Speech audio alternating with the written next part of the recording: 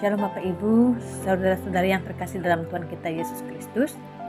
Renungan firman Tuhan pada pagi hari ini terambil dalam Filipi pasal 3 ayat 10-11. Tertulis demikian: Yang kukehendaki ialah mengenal Dia dan kuasa kebangkitannya dan persekutuan dalam penderitaannya, di mana aku menjadi serupa dengan Dia dalam kematiannya, supaya aku akhirnya beroleh kebangkitan dari antara orang mati. Pada pagi hari ini tema renungan kita mengenal Allah seutuhnya.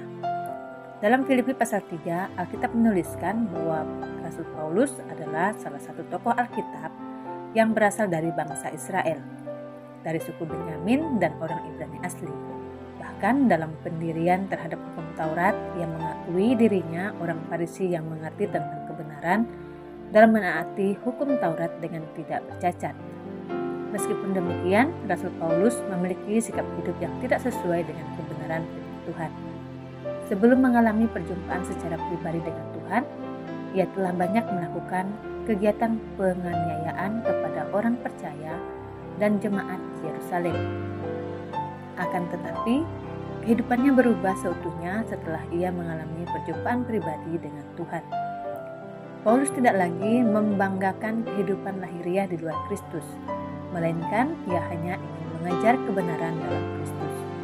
Ia menjadi seorang pemberita Injil ke berbagai belahan dunia dan menulis berbagai surat yang menjadi bagian dari isi kitab Perjanjian Baru yang kita baca pada masa sekarang.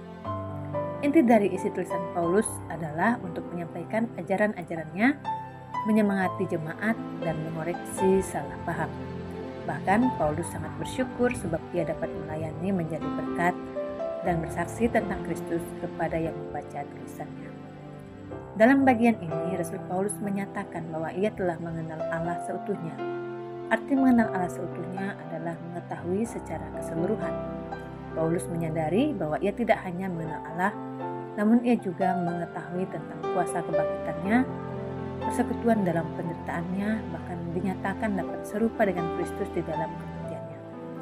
Sehingga dengan iman percayanya kepada Kristus, Paulus dapat berkata dalam ayat 7-9 yang tertulis, "Tetapi apa yang dahulu merupakan keuntungan bagiku, sekarang kuanggap rugi karena Kristus.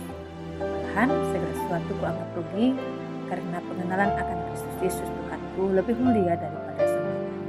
Oleh karena Dialah aku telah melepaskan semuanya itu dan menganggapnya sampah, supaya aku memperoleh Kristus dan berada dalam Dia bukan dengan kebenaranku sendiri karena menaati hukum Taurat, melainkan dengan kebenaran karena kepercayaan kepada Kristus, yaitu kebenaran yang Allah anugerahkan berdasarkan kepercayaan." Saudara yang terkasih dalam Tuhan, peristiwa dalam pengalaman Paulus membuktikan bahwa tidak ada hal yang mustahil bagi Allah. Allah dapat memakai siapa saja menurut kehendaknya, bagaimanapun latar belakang orang tersebut, untuk dipakai menjadi alat kemuliaan. Sebab masa depan kita tidak berada di masa lalu. Mari sebagai orang percaya kita juga dapat mengenal Allah seutuhnya dengan benar. Sebab dengan mengenal Allah seutuhnya kita juga dapat berkata, "Aku melupakan apa yang telah di belakang dan mengarahkan diri kepada apa yang di hadapanku dan berlari kepada tujuan untuk memperoleh hadiah, yaitu panggilan surgawi dari Allah dalam Kristus Yesus." Selamat beraktivitas, Tuhan Yesus memberkati.